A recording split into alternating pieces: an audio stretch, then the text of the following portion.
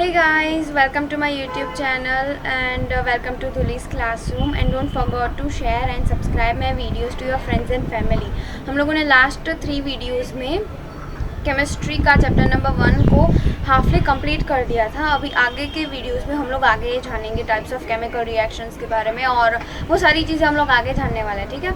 तो अभी हम लोग मतलब इक्वेशंस को मोर इन्फॉर्मेटिव वे में कैसे बताया जाए उसके बारे में जानेंगे। ओके, सबसे पहले तो writing the symbol of a physical state of a substance in a मतलब कि जो भी एलिमेंट या कंपाउंड दिया गया है उसको वर्ड इक्वेशन में ना लिखकर उसको हम लोग अगर उसके उसको अगर उसके जो सिंबल उसको दिया गया है, जैसे कि ऑक्सीजन का O है, मतलब ऑक्सीजन को अगर हमें डिनोट करना है तो उसे हम लोग O से बुलाते हैं, जैसे O2 है, हाइड्रोजन को H2 बोलते हैं, ठीक उसी तरह, ठीक है। मतलब उसको सिंबल्स में रिप्रेजेंट करते हैं ना कि वर्ड्स में।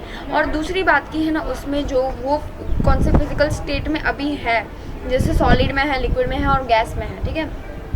अगर कोई भी एलिमेंट या कंपाउंड अगर वो सॉलिड में है तो उसके नीचे एक छोटे से ब्रैकेट में ये S दिया गया होता है, यहाँ पे लिखा है, उसको S सिंबल से डिनोट करते हैं अगर वो सॉलिड में अभी है, मतलब सॉलिड में वो राइट ना वो अभी वो सॉलिड स्टेट में है।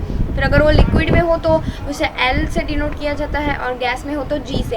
और अगर वो सब्सटेंस अगर उसको पानी में मिक्स किया जाए, जैसे कि शुगर को अगर हम लोग पानी में मिक्स करते हैं तो उसे एक्वस सॉल्यूशन ऑफ शुगर बोलते हैं। तो उस वाटर के साथ जो सॉल्युबल मतलब जो भी सब्सटेंस वाटर में डिसॉल्व करते हैं तो उसे एक्वस फॉर्म में कहते हैं। तो उसको हम लोग AQ से डिनोट करते हैं, स्मॉल लेटर्स AQ से, ठीक है।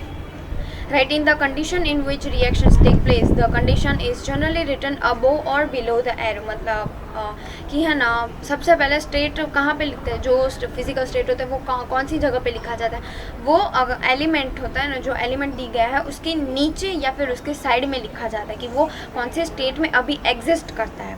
दूसरी बात की जो भी चेंजेस, जो भी कंडीशंस होता है, जैसे कि कोई भी सब्सटेंस को अगर हमने हीट किया तो जो एरो होता है जिससे वो हीट करके दूसरे सब्सटेंसेस में फॉर्म हो गया, मतलब रिएक्टेंट से प्रोडक्ट में जब भी वो जाता है तो जो एरो होता है उसके ऊपर एक छोटा सा ट्रायंगल दिया होता है, मतलब उसे कंडीशंस बोलते हैं। जिससे कोई भी एक सब्सटेंस को अगर हीट दिया तो वो हीटिंग कंडीशन हुई ना, ठीक उसी तरह।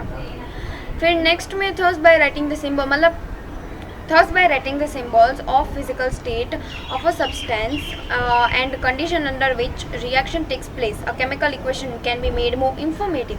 मतलब कि हमें ज़्यादा लिखना ना पड़े, मतलब ऐसे शॉर्ट फॉर्म में ही समझ में आ जाए और ज़्यादा इन्फॉर्मेटिव हो, मतलब शॉर्ट फॉर्म में ज़्यादा इन्फॉर्मेटिव हो। उसके लिए हम लोग सबसे पहले तो फिजिकल स्टेट को स्मॉल लेटर से डिनोट करते हैं, फिर जो कंडीशंस दी गई उसको एरो के ऊपर या नीचे डिनोट करते हैं, जैसे कि फोटोसिंथेसिस की प्रोसेस में इन साइटो मतलब with the help of sunlight and chlorophyll, वो जो एरो होता है उसके ऊपर और नीचे लिखा जाता है, ठीक उसी तरह। ओके, फिर नेक्स्ट पेज पे हम लोग दूसरा टॉपिक स्टार्ट करने वाले हैं, मतलब टॉपिक यही चैप्टर का, लेकिन टॉपिक्स चेंज है ना सारे। What type of chemical means कितने टाइप्स ऑफ केमिकल रिएक्शंस होते हैं और वो कौन से होते हैं। टाइप्स ऑफ रिएक्शन में यहाँ पे नाम लिखे गए हैं, फिर उनकी डेफिनेशंस और एग्जांपल्स आगे पढ़ेंगे हम यही वीडियो में। पहला combination reaction, decomposition reaction, displacement, double displacement, neutralisation, exothermic and endothermic, and reduction and oxidation reaction या फिर रीडॉक्स रिएक्शन। ये सारे रिएक्शंस हैं, हम इसको यही वीडियो लेक्चर में पढ़ने वाले हैं, ठीक है।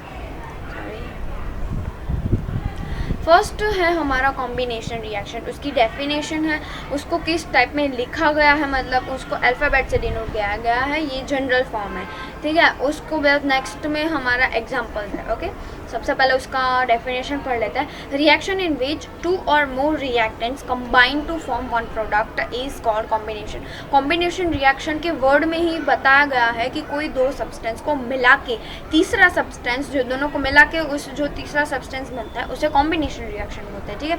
दोनों को कंबाइन करके कोई तीसरा सिंगल सब्सटेंस बनाए उसे कॉम्बिनेशन रिएक्शन बोलते हैं। General combination reaction can be represented by chemical equation given here, मतलब कि हम लोगों ने मैथ्स के चैप्टर में पढ़ा था ना, जनरल फॉर्म होता है, मतलब मोस्ट सारे के सारे इक्वेशंस वही फॉर्म में एग्जिस्ट करते हैं। वो प्लस माइनस का डिफरेंस हो सकता है, वो तो मैथ्स था, इसमें थोड़ी ना प्लस माइनस का डिफरेंस होगा, इसमें तो कंबाइन ही हो रहा है, रिड्यूस मतलब ऐसे माइनस थोड़ी ना हो रहा है, तो इसमें प्लस ही आएगा हर बार। लेकिन ये जनरल फॉर्म है, मतलब a plus B gives us A B, ठीक है। उन दोनों को ऐड करके हमने एक नया सब्सटेंस, सिंगल सब्सटेंस बना लिया, दो सब्सटेंस को ऐड करके एक सिंगल सब्सटेंस बना लिया, उसे कॉम्बिनेशन रिएक्शन बोलते हैं। और a plus B gives us A b, वो जनरल फॉर्म है इस रिएक्शन का। इसके एग्जाम्पल्स दिए गए हैं, when magnesium is burned in air और oxygen, magnesium oxide is form, मतलब मैग्नीशियम प्लस ऑक्सीजन मतलब Mg plus O2 gives us 2MgO। Magnesium एक सब्सटेंस हुआ, ऑक्सीजन वो एक सब्सटेंस हुआ, दोनों अलग अलग है, एक तो है नहीं। उन दोनों को जब मिलाया गया तो हमें 2MgO मिला। ये दो सब्सटेंस थे, फिर वो एक ही हो गए, मतलब दो सब्सटेंस को मिला के हमें सिंगल सब्सटेंस मिल गया, विच इज़ मैग्नीशियम ऑक्साइड। और ये था उसका सिंबॉलिक रिप्रेजेंटेशन है, ये Mg प्लस O2 गिव्स अस MgO। और ये S, फिर ये G और ये S, वो मतलब उसका मतलब क्या, मैंने जैसे आपको बताया कि इन्फॉर्मेटिव वे में अगर हमें केमिकल इक्वेशंस को लिखनी होती है तो उसका फिजिकल स्टेट भी हमें बताना पड़ता है ना। तो ये फिजिकल स्टेट है, मतलब MgS है, मतलब सॉलिड स्टेट में वो एग्जिस्ट करता है। Mg सॉलिड स्टेट में, मैग्नीशियम सॉलिड स्टेट में, ऑक्सीजन गैस स्टेट में, फिर जो मैग्नीशियम ऑक्साइड होगा वो सॉलिड स्टेट में होगा। ये उसका सिंबॉलिक रिप्रेजेंटेशन है विथ जो स्टेट्स में वो एग्जिस्ट करते हो वो। और ये वर्ड इक्वेशन है, इसमें ना तो स्टेट लिखे गए हैं कि वो कौन से स्टेट में अभी है, और ना ही कितने मॉलिक्यूल्स ऑफ ऑक्सीजन है, कितने मॉलिक्यूल्स ऑफ मैग्नीशियम ऑक्साइड है, वो भी लिखे गए। इसलिए हम लोग उसे सिंबल से रिप्रेजेंट करते ताकि वो ज़्यादा ईजी रहे, ठीक है। फिर नेक्स्ट हमारा रिएक्शन है डीकम्पोजिशन रिएक्शन। ये उसकी डेफिनेशन है, ये उसका जनरल फॉर्म है, ठीक है। सबसे पहले रिएक्शन का डेफिनेशन पढ़ लेते हैं। Reactions in which one compound decomposes into two और मोर कंपाउंड्स और elements are known as decomposition reaction. मतलब कि कोई एक ही सिंगल सब्सटेंस उसको तोड़ा जाए या ब्रेक किया जाए दो अलग अलग सब्सटेंसेस में, उससे हम लोग डिकम्पोजिशन रिएक्शन बोलते हैं। जिसे डिकम्पोज करना, कोई एक सब्सटेंस को बीच में से ब्रेक कर देना दो अलग अलग सब्सटेंस में। और उसका जनरल फॉर्म ये रहा, AB मतलब AB एक सिंगल सब्सटेंस है, उसको ब्रेक किया गया या तो हीट करके या फ्रीज करके या कोई भी प्रोसेस है, उसको ब्रेक किया गया और दो सब्सटेंसेस अलग अलग कर लिए गए, विच इज़ A और B, ठीक है। फिर उसका एग्जांपल है यहाँ पे, व्हेन कैल्शियम कार्बोनेट एक सिंगल चीज़ है, जैसे CaCO3 और CaCO3, यहाँ पे बीच में एरो आता है, वो गलती से रह गया था यहाँ पे, ठीक है। CaCO3 वो कैल्शियम कार्बोनेट है, वो सिंगल सब्सटेंस है। अगर उसको हम हीट करेंगे तो वो दो डिफरेंट सब्सटेंसेस में चेंज हो, मतलब ऐसे ब्रेक हो जाएगा, CaO प्लस CO2, ठीक है। मतलब वो कैल्शियम ऑक्साइड और कार्बन डाइऑक्साइड में डिकम्पोज हो जाएगा। मतलब कैल्शियम कार्बोनेट को अगर हमने हीट किया तो वो कैल्शियम ऑक्साइड और कार्बन डाइऑक्साइड में ब्रेक हो जाएगा, उससे हम लोग डिकम्पोजिशन रिएक्शन बोलते हैं। यहाँ पे भी इसका ये सिंबॉलिक रिप्रेजेंटेशन है एक इक्वेशन का, इसमें भी स्टेट्स लिखे गए हैं, लेकिन ये वर्ड इक्वेशन है, calcium carbonate gives us calcium oxide plus carbon dioxide.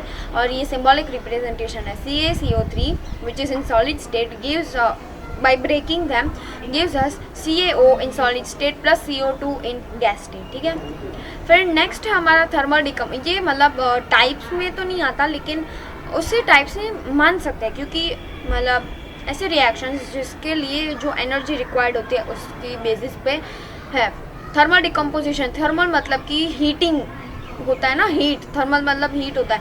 The decomposition मतलब ये है ना, ये थर्मल डिकम्पोजिशन रिएक्शन है, वो डिकम्पोजिशन रिएक्शन में ही उसका एक पार्ट है, ठीक है। मतलब अगर थर्मल डिकम्पोजिशन रिएक्शन, अगर डिकम्पोजिशन रिएक्शन करना हो तो उसको कैसे किया जाए, या तो फ्रीज किया जाए या तो हीट किया जाए या फिर कोई और भी प्रोसेस हो सकती है। तो थर्मल डिकम्पोजिशन रिएक्शन मतलब कि कोई एक एलिमेंट को या फिर कंपाउंड को, मोस्टली कंपाउंड ही होगा क्योंकि वो दो सब्सटेंस को मिला के बना है, ठीक है। कोई एक कंपाउंड को अगर ब्रेक करना हो, अगर हमने उसको हीट दे के ब्रेक किया तो वो थर्मल डिकम्पोजिशन रिएक्शन का एक एग्जाम्पल हुआ, ठीक है। थर्मल डिकम्पोजिशन रिएक्शन में हीटिंग इज नो, मतलब जो कंपाउंड है उसको हीट करके अगर उसको ब्रेक करे तो उसे थर्मल डिकम्पोजिशन रिएक्शन बोलते हैं। उसका एग्जांपल यहाँ पे है 2PbNO3 2, मतलब ये पूरा एक ही सिंगल है और ये वो सॉलिड स्टेट में अभी है। मतलब Pb मतलब टिन ही होता है ना, हाँ टिन, 2 pb